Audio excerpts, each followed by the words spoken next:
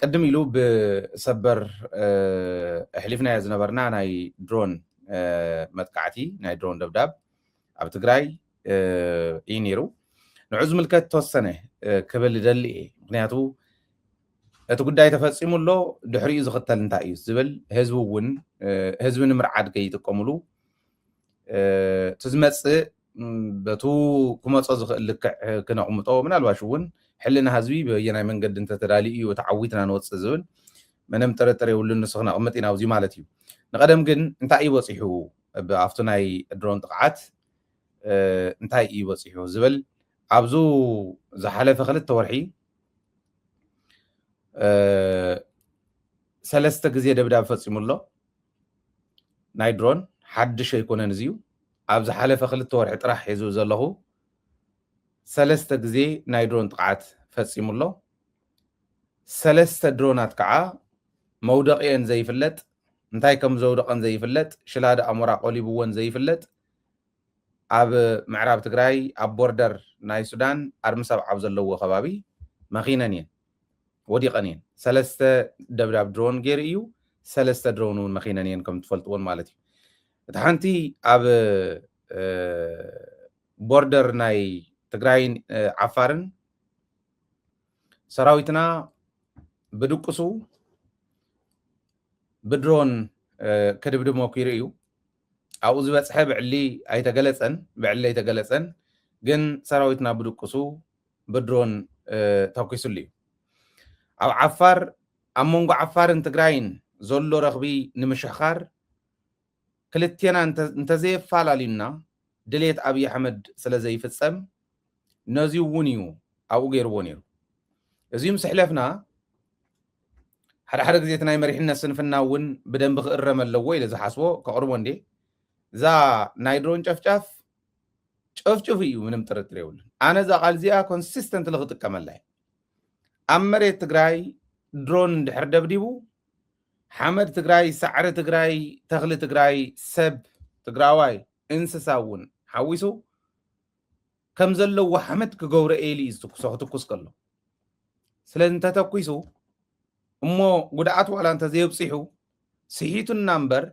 ከይጭፍጭፈና ደልዩ ኣይኮነ ጨፍጭፉና እየ ዝብላ ለዘፍትዋ እንሱ በ4 ቋንቋ ሓሊፍናዮ በትግርኛ በአማርኛ በዓረብኛ በእንግሊዝኛ በተኸታታሊ በ4 ቋንቋ ሓሊፍና ንዓና ክወቅሱ መልሓሶም ዝዘልዘሉ ሰባት ነይሮም መራሕቲ ኣብ ክንዲ ሽዑ ሪፖርት ምግባር ማለት እዩ ጌጋኢ ነይሩ ኣብ ዝሓለፈ ሰሙን ኣብ ሰሙን እዚ እምበር ኣብ ዝሓለፈ ሰሙን ኣብ ሰሙን እዚ ቅድሚ 3 መዓልቲ ኣብ ጸለምቲ መሬተይ ሃውንን ዝበለ ሰራዊት መሬተይ ሃውንን ዝበለ መንእሰይ ብድሮን ተኪሱሉ እዩ ደብዲቡ እዩ ናይ ሎማ ዓንቲ ሳልሳይ እዩ ተናይ ምዕራብ ትግራይ ኣብ ምዕራብ ትግራይ ኣብ ቦርደር ናይ ሱዳንን ትግራይን ዝወደቃ ሰለስተ ከዓ እንታይ ከም ዝሓምሸሸን ዳሕራይ ታሪክ ከውፀን እዩ ንሕና ኣለና ትመረዳእታ እንታይ ሓምሸሽወን ታሪክ ግን ከውፀን እዩ ምንም ጥርጥር የብሉን ንስኹም ዘለዎን ውሰዱ ናይ ሎማ ዓንቲ ግን ፍልይ ዝበለ እዩ ንምንታይ ኢኹም ገይርዎ ስሩኸ እንታይ ወፂሑ ዝብል ንርአዮ እሞ ንምንታይ ኢኹም ገይርዎ ከምኡ ገይሩ እሞ ኣብ ሕፈሮም እሞ ከዓብዛ ሰሙን እዚኣ ከምዚኣ ክገብር ዝመኮረሉ ንምንታይ እዩ ዝብል ምትርጓሙ ፅቡቅ እዩ ምርኣዩ ፅቡቅ እዩ ህዝብና ክዳሎ ስለ ዘለዎ እቲ ጥቕዓት ከምቱ ቅድም ኢልና እውን ዝሕለፍናዮ ዝረኣኹሞ ሕዚ እውን ኣብዚ ትርእይዎ ዘለኹም ዘይቲ ሽኮርን በናናን በርበረን እየን ፅዒነን ተን መኻይን ኦኬ ዘይቲ ሽኮር በርበረ በናና እየን ፅዒነን ከም ትርእይዎ ዘለኹም ናይ ጁስን ናይ ዘይትን ጓዕጓዓት ኢኹም ትርእዩ ዘለኹም ኦኬ እዚ ከዓ በርበረ እዩ እታ በርበረ ፀዓነት እውን ሓመድ ገይርዋ እዩ ኣብ ገንደብታ ከባቢ በርበረ ፀዓነት ወቂዕዋ ኦረዲ ካብ ጥቕሚ ወፃ ገይርዋ እዩ ማለት እዩ በናና ፀዓና ከምዚ ትርእይዎን ዘለኹም እውን ነይረን በናና ፀዓና ክልተ ኣብ እንትጮ ከተማ እየን ተሓንቲ በናና ፀዓነት ተሓንቲ ከዓ ዘይቲ ሽኮርን ዘይትን ሽኮርን ፀዓነት ማለት እዩ ታበርበረ ፃዕነት ተቀድም ኢልኩም ዝረኣኹማ እዚአን እንተን መኻይን ከምዚ ሕዚ ትርእይዎ ዘለኹም ገይሩ እዚዩ ሕዚ ገለ ሚድያታት ናይ ኢትዮጵያ ዝልጥፍዎ ዘለዉ ትርኢ ኣለኹም ኣነ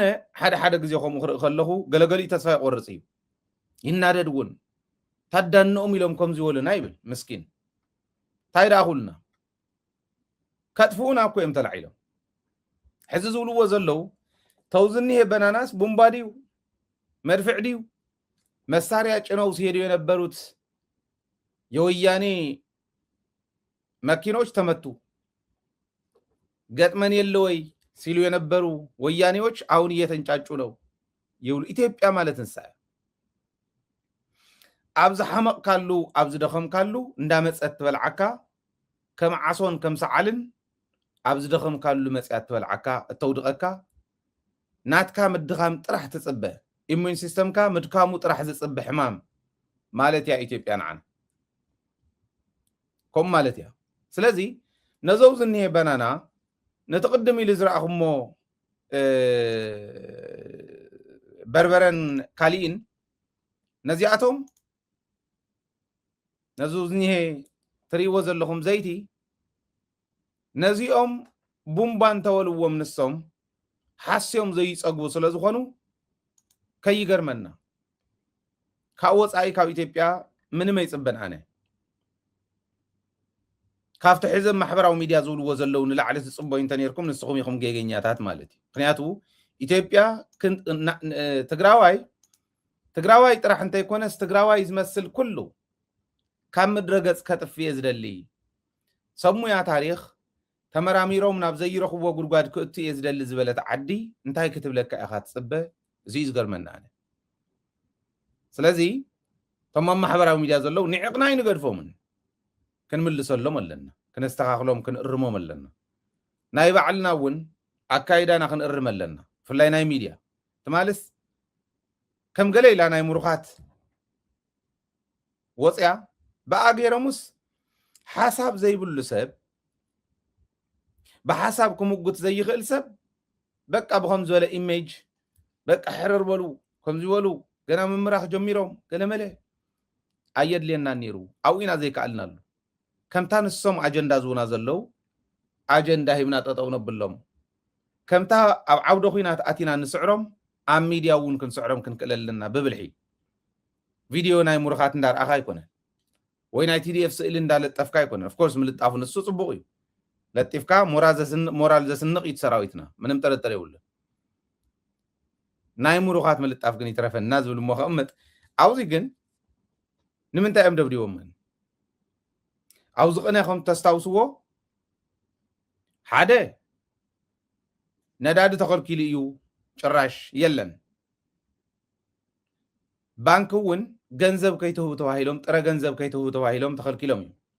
ካብ ኣካውንት ናብ ኣካውንት ጥራሕ ምዝዋር እያ እዚኦም ተባሂሎም ኣብ ትግራይ ምንም ዓይነት ገንዘብ ከይንቀሳቀስ ኣብ ምልቃም እዮም ነይሮም ቅድሚ ሕዚ እውን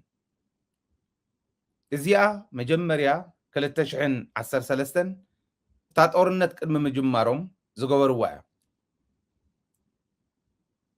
ኣብ 2013 ዝጀመረ ጦርነት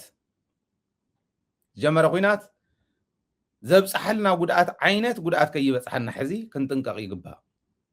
እቲ ሕዚ ገይሮሞ እኒው ግን ንምንታይ እዮም ሕፈሮም ደብዲቦም ከምዙ ተስታውስዎ ቅድሚ ሰሙን ናይ ሕፈሮም ሓወልቲ ሰማዕታት መዘክር ሰማዕታት ሕፈሮም ተመሪቑ እምኒ ኩርናዕ ነይሩሉ ኣንቢሮምሉ ዝትርእይዎ ዘለኹም እዩ ሓወልቲ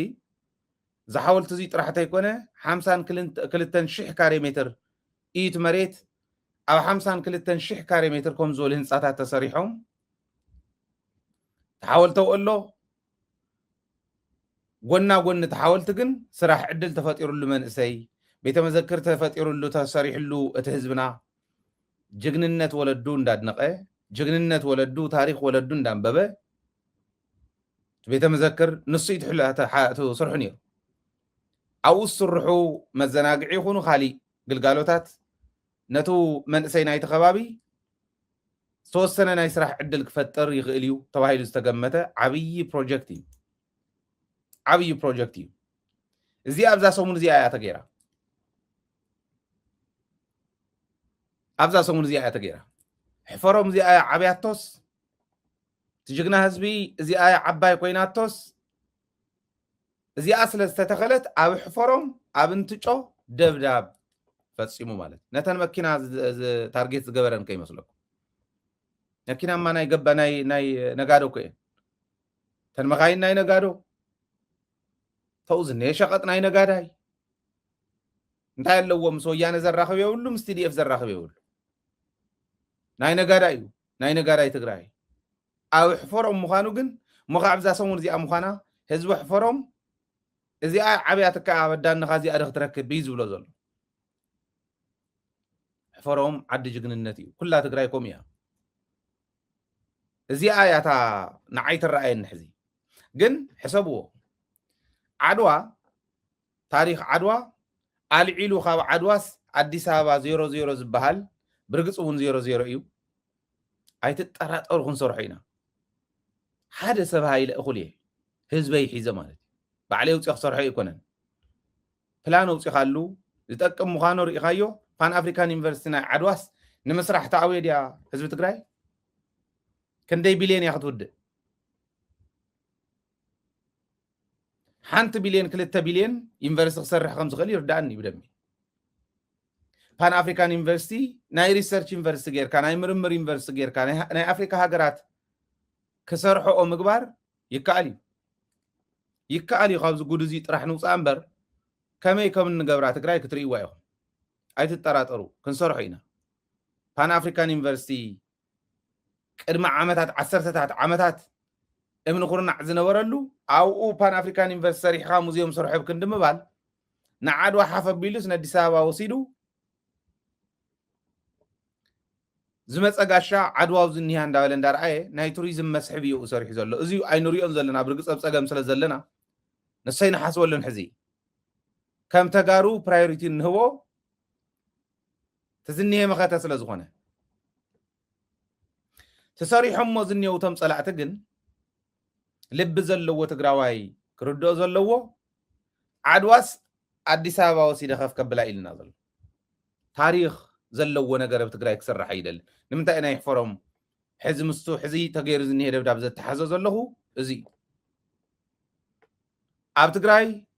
ታሪኽ ተጋሩ ዝበሃል ኩሉ ጅግንነትና ጅግንነት ወለድና ዝገልጽ ኩሉ ኣብ ትግራይ ክህሉ ይደል አዲስ አበባ ዝወሰደሉ ናይ ዓድዋ ውንስ ዓድዋ ኣብ ዓድዋ ያኒ ታ ዩኒቨርሲቲ ናይ ምስራሕ ጉዳይ እያ ፓን አፍሪካን ዩኒቨርሲቲ ናይ ዓድዋ ናይ ምስራሕ ጉዳይ እያ ክንሰርሓ ኸዓይና ቲ ዩኒቨርሲቲ ባዕሉ ሙዚየም ዘለዎ ድሕሪ ቀሊል እዩ ክስራሕ እዩ ዝመኸተ እዚ ጥራሕ ንውፃእ እምበር ብርግፀኝነት ነቱ ተሓጒሱ ቅድሚ ሰሙን ንእሽትለን ሓጎስ ንእሽትለን ብልጭታ ናይ ብርሃን ዝተረኣየትላ ከባቢ ተሓጒሱ ዝወዓለ ህዝቢ ንምሕዛን እዩ ዘብክየን ዝነበረ ደታት ሕፈሮም እየን እዚ ተገይሩ ኣይ ከምዚ እንዲ ኢልካ ተምልጦ ኣይኮነን ኦፍኮርስ ዝተሰውአ እውን ትግራዋይ ተሸፈር ትግራዋይ እዩ حوزين ناي حفرهم ناي حوزين يا تقراي كومي حزي مسوعة النت كفيلنا له سب تقوديو تنبرتون كم وخم تزرعهم من كاب كل لعلقن بمورال هزبي يخصوت موكيرو قديمهم تايمو وافيرهم صلاتي مسلكم حدا اب تقراي زغونه ነገር መጸካ ዝብል ነገር ክመጽእ ከሎ ህዝቢ ዘራዓዕዱ አውሽጢ እንተስነጋዶ መሲሎም እንተስደላሎ መሲሎም እንተስ በብእዋን ዝላአኹ ሰላሎ ይላአኹሉ ሕዚ መላእ ትግራይ ራይዋ ሹቃት ኩለን ተዓጽየኒን ዘለዎ ራጊፎ ይኮነን ዝዓጽወን ጽባሕ ንጎ አብይ አሕመድ ከኣቱ እሞ ንባዕሉ ከም ዘይድብድቦ አይፈልጥን ትግራዋይ ኮይኑ ንባዕሉ ከም ዘይድብደብ አይርዶን ሕዚ ስስዕኹም ታይዝ በለ ኢሳያስ ለነርባዕተ ቃላት ንአብይ አሕመድ ዝገለጸሉ ሰነፍ ነዳይ ፈራሕ ስስዕ እዚኣቶም ዝሓዘ ሰብ ብትክክል ባናኒ رأيون كتمات تግራይ كلن كمزي أجير يخدم دبكا مريض أيقونة تدرون توقع نقولنا يا مو حزبنا زدليو خركب خللو مليو أخيد بوزيو خمس أخو أتوان كوس أنزل النجار انت حليو خجبري زوي كده كم يزبل يكون نهزو زي يتأكم نجاداي صباح نجو كم زدربه حق تقرأي كم زدربه يفلت حقي كل جزء دبرت إن مرح كل جزء الدور إن مرح زخر كي مسلك هاي لزولو زولو زحسب من إسيك مرح يتعدي كموت يوم تبقى خيلنا نخيد زول تصاويرهم زخرو كل نجار كيلنا ينخيد زولو زلو حتى الناس زي يمصو كل جزء يزمر حوا خي مسلك كل مرح ينا تعدي زي ترتر حدا سبس كنقص دلي كمتم نقادو كولعو زخرو وزلو كم خبلع كنقص دلي دحر كتنقص دلي خايلمو كنقص دلي سنتاي كقبري لوم نحد أبو خير نقص دلي خا هو دحر كقمكم هو يمن الصوم بل كده مودي خا قتيلكا أب تحتوهم بركا قبرة أب العلي أتشيلكا نقص يلمو نهزب قلنا قيرهم كم زي أجيرو نقصيو كم زي عيلو الناس كم زي عيلو يلو تعرق أويرو زاون بركفيل أنا نقصي مسولا ودان خا ندي خا زي كون كان تدان خا كان أنا نقص تخوننا لهم أباري رو ما يبهر نهزبكم أفتح فئت وان زي كونكم صباح نقف تسناي وان نهزبك تكون يدخل سلازي حدا رازولو نمرحنا تقراي نتوم كم دي أزقور زلو تحت النتي الرقاقة سلنا كاب صلاقي كاب أبي أحمد زيتنا أسه أب تقراي زوج حوة زلو مكرا زي أميو تنا قاداي زي أنتنا حزي بس حزن هي زي سمو أنت خوينو أنت غيلو كونكشن فتيرو أنت اسمس غوندر تسمس بحر دار أنت اسبوزي مس سمران تسمس كالي عصوان كبان أنت زمتصون فنصحو عصوان كبان فنصحو ناب تقراي شقط اتيو نهزبو كوصي يصعر تزيكيلو حز عصون تاليو نقدر فقادو منطق نحوارو فتصم أبلاي كي يقبرنا من نقدي جيركات قطمو كم زول حمام زلوهم حماقات نعدهم كونه يخولون وعلمون كونه يخولون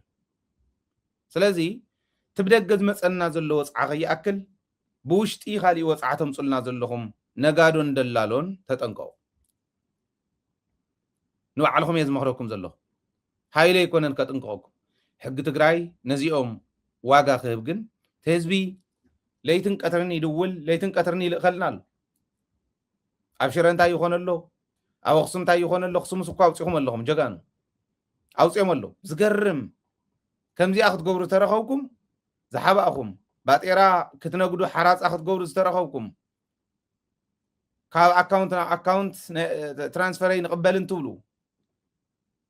كاش نداولكم هزوت ترعى عدز اللهم نقدي ناي نقدي تكالكم ونزعاتهم ويزغونه purposely وصان زغونه ناي نقدي أحاون زحابهم انت ترخيون ناي نقدي فقاركم كحدقيو ساتر حقن أيتأكلن بهاليان أفددوهم زي أختكون زلوهم خلياتو كم زي خوات حنا خلو بدقة بحرن هزبي وديبو كله ببزك قالو هزبي خطقم خلل ويل كاب كند مخاد نسأل أحجا زخون كامركاب عقب كبهال خللو زي يتوانا حزي من الباش بتحرقت صنعتهم دخون مخاني زرين ناي بحقهم تو زولو وزلو حاسيو من وصيهم تخوينهم أصوار يصعينهم كوديهم تخوينهم صنعتهم دخومات ورداتات مخانهم صلاتنا بوزي خفلت تدخليو حزدي زئتو حزدي أصوار زئتو أصوار كأتون تخوينكو قدم سلطنا يصوار كأتو كنا إحنا أتينا ونين فلتنا تاتهم أخلنا نديو تايز ولا ودور رده ثم عدس يكون لو أصوار نهي أتلو خي خمس خي جورنا بقانو خمسين دور رميلس زغنا سبنا جيرني ولا افتبرخنا هلو تحنيم صوو تناتهم نحنا أيو إلنا يوم كم زولنا يقع كيدنا ماريخنا يلو قومنا نأمن جن قومي لهم حاسيو ما يكون ታዝበልኩኹም ሓደ ኣብ ሕፈሮም እያ ታሪኽና ክንስንድ ስለ ዝኾንና ህዝቢ ሕፈሮም እውን ንእሽተይ ትካል ትትከለሉ ስለ ዘላ እያ ታሪኽና ካብ ኩሉ ንላዕሊ ግን ታሪኽና ዝስነደሉ መዘክር ሰማዕታት ስለ ዝኾነ እዩ ሰማዕታትና ከይንኽብር መስዋዕትና ከንቱ ክተርፍ ነንባዕልና ክንባላዕ እዚኣ በላዕላ ዒላቶ እያ ዓብይቱ ፕሮጀክት ትርእይዎ ዘለኹም ቀሊል ኣይኮነን ብስእሊ ክትርእይዎ ከለኹ ከምቲ 00 ኢሎም 0 ዝኾነ ዘይናቶም ታሪኽ ሰሪቆም ናፍቲ ወሲዶም ተኸልዎ ፐርፐዝ ልዮም ዝሰርሑ ዘለዉ ሰም ወሲድና ስሪዙም ደኾነኡ ነበልፅግ እዩ ብትሕዝኡ ግን 0 እዩ እቲ ናይ ዓድዋ ክንሰርሖ ከለና ናብ ዓድዋ ናብ ባዕላ እዩ ዝመፅእ ቱሪዝም ከም ዘፋለጥካየ ፀገም የለን እዚኡ ብደንብ ንረዳእ እዮ ክብል ደልየ ስለዚ እቲ ደብዳብ ናይ ድሮን ብጣዕሚ ዝሕዝን እዩ ግን ከዓ ዝሕርን እዩ በቲ ሓደ ገፅ ድሮን ያወቂዓ ዘላ ደብዲባ ዘላ ፀረ ድሮን ዝበሃል ኣብ ዓለም ኣሎ ቴክኖሎጂ ፀረ ድሮን ዝበሃል ቴክኖሎጂ እኒ ፀረ ድሮን ንካልኦት ሃገራት ጥራሕ ኣይኮነን ተፈጢሩ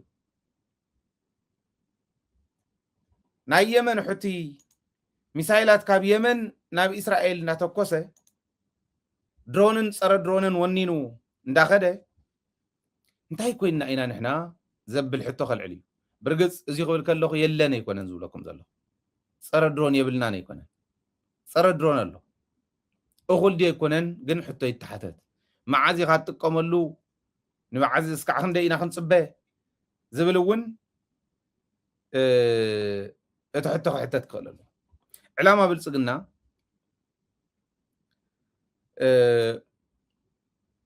ብዋናነት ሕዚ ዝኸዶ ዘሎ ንትግራይ ኣስጊኢኻ ናብቱ መሬታ ከተምልስ ትኸዶ ዘላ ጉዕዞ ከይትኸይድ ምግባር እዩ ነምሓራ ኣላዓዒልካ ኣብ ልዕሊ ትግራይ ክዘምት ምግባር እዩ ኣብዚ ዝፃወቶ ዘሎ ሮል ክነግረኩም ኣይክእልን ኣብ መንጎ ትግራይን ኤርትራን ክፈጥሮ ሓሲብዎ ዝነበረ ሓዊ ክፈጥሮ ይከኣለን ፅምዶ ዝብል ነቶም መንጎና ዝነበረ ናይ ፅልኢ ግድግዳ ዳሕዲሕዎ ትድፋዕ ፈሪሱ ፅምዶ ሰላም ኮይኑ ምስ ኣምሓራ ፅምዶ ኢልና ምስ ጀመርና ፋኖ እንዳተረድኦም ከይዱ ኣምሓራን ትግራይን ዘባእስ ዘሎ ኣብይ ኣሕመድ እዩ ምባል ጀሚሮም ነዚኣ ሕዚ ሽማግለ ሰዲድሎም ኣሎ ፋኖ ቀዲሞም ማለት ይወፅሕዎ ይኾን እዮም ዝብል እምነት ኣለኒ ሎማዓንቲ ቅድሚ ናብ ስቱድዮ ምእታወይ ሕዚ ሰማዕዎ መረዳእታ እዩ ዝሕብረኩም ኣርባዕተ ግሩፕ በብ እቲ ቅድሚ ሕዚ ዝነበረ ፋኖ ክኸዱ ሓደ ከዓ ነቶም ዋና ናይ ፋኖ መራሕቲ ዝበሃሉ ሕዚ ክረክብ እዩ ተገይሩ ዘሎ እዚ እውን ብክልተ መንገዲ ይተርጉምዎ ፋኖ ዝብል እምነት ኣለኒ ወጋሕታ ብናተይ ክንመፅእ ከለና ብምሓርኛ ክንትርጉሞ ኢና ብክልተ መንገዲ ክትርጉምዎ ኣለዎም እቲ ሓደ ንምንታይ እዮም ናብ ኣርባዕቲኦም ናብ ግንባራት ከይዶም ናብ ጎንደር ናብ ጎጃም ናብ ወሎ ናብ ሸዋ ዝብል ጉጅለ ምልኣኽ ንምንታይ ኣድልይዎም ካብኡ ከዓ ናብቲ ጠቕላላ መራሒ ዝበሃሉ እውን ናብኡ እውን ሰድ ኣለዉ ሕዚ ንላዘብ እዩ ትመላዘብ ዛዕባ ሒዞም ዝኸዱ ጳጳሳትን ሸኻትን እዮም ጳጳሳትን ሸኻትን ንህዝቢ ትግራይ ሓደ ደሞ ኣብ ልቦም እንዳለጠፉ ታንክን መድፍዕን ባሪኾም እዮም ሰዲዶም ሕጂ እውን ከምኣ ክገብሩ ዓዲ ኣምሓራ መንእሰይ ኣምሓራ ኣታሊሎም ናብ ትግራይ ከዝምቱ ትግራይን ኣምሓራን እንዳተባልዑ ክነብሩ ኮነ ኢሎም እዚኣ ይገብሩ ኣለዉ እዚኣታ ዓባይ ፕሮጀክቶም እያ በዓል ኣባ ኣብርሃም እንተትጥንቀቑ መሓሸ ነይሩ ኣቦታት እንተትኾኑ መራሕቲ ሃይማኖት እንተትኾኑ መሓሸ ነይሩ ግን ተረዲእዎ እዩ እቶም መራሕቲ ናይ ፋኖ ተረዲእዎም እዩ ፋኖ ከም ዘለዎ ብውረድ ተዋረድ እውን ተረዲእዎ እዩ ካብ ፋኖ ንላዕሊ ብሰፊሑ ኣምሓራ ክልል ተቆፃፀረ ክዓስካዕ ዘየለ ክንሪኦ ኢና እቲ ዝኸውን ግን ስቕ ኢልና ይኮንና ንሪኦ እንዳተላዘብና ምስ ፋኖ ፅምዶ እንዳፈጠርካ ይኸውን ዘሎ እዚ ክንገብሮ ኣለና ንሕና ከም ሚድያ ክንገብሮ ኢና ህዝቢ ግን ክርድኦ ክእል ኣሎ እዚ ዝኸውን ዘሎ ስለዚ ትግራይን ኣምሓራን ንምፅልእላእ ንምብላዕ ንክልቲኡ ንምብላዕ ዝኸደ ዘሎ ሪኦኹሞ ንሕና ደቡብ ትግራይ ክንሕሉ ኢልና ሞኪርና ነርና ወያነ ግን ከቢቡ ቀለበት ላይ ያስገባንና አስወጣን ጸለምቲ እውን ክንሕሉ መኪርና ነርና ወያነ ግን ሕዛኣት ያላ ባይዘወይ ብዙሓት ቀበሌ ኣፍታ ፍተን ፅዑፃዓት ኩናት ውጋእ ዝነበራለን ሒዞሞን እዮም ኣታው ዝግበሩ እውን ኣታው ገይሮም እዮም ተኻሊኡ እውን ካሊኡ ኮይኑ ኣሎ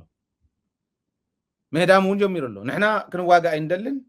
ኣውፅና ዝብል እውን ቀስና በል የውፅዎ ኣለዉ ይኸድ ኣሎ ህዝቢ ኣምሓራ ክርድኦ ዘለዎ ትግራይ ቦርደር እያ ተኽብር ህዝቢ ኣምሓራ እንዳተጎድአ ግን ስኢልና ይንርእን